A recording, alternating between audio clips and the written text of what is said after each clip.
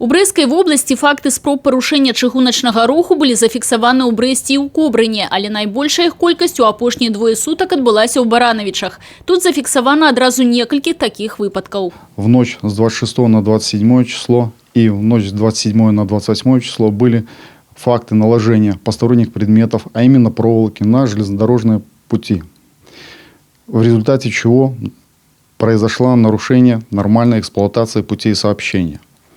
Кроме этого, в ночь с 28 на 29 октября текущего года было произведено вмешательство в работу стрелочного оборудования, расположенного на станции Барановичи-Полесских, в результате чего произошла задержка движения пассажирского поезда Гродно-Гомель на 21 минуту.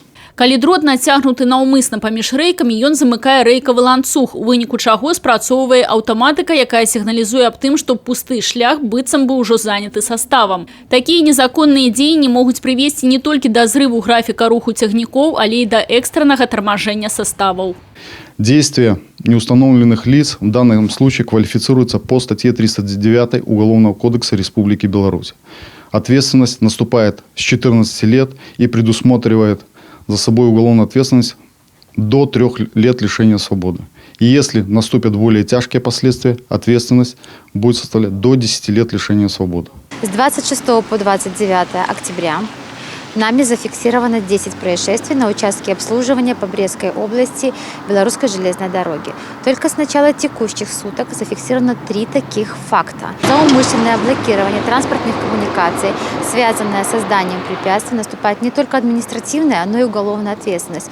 В первую очередь необходимо помнить о том, что при блокировании транспортных коммуникаций вы не только нарушаете график движения железнодорожного транспорта, а также создаете реальную угрозу жизни и здоровья ни в чем не повинных пассажиров.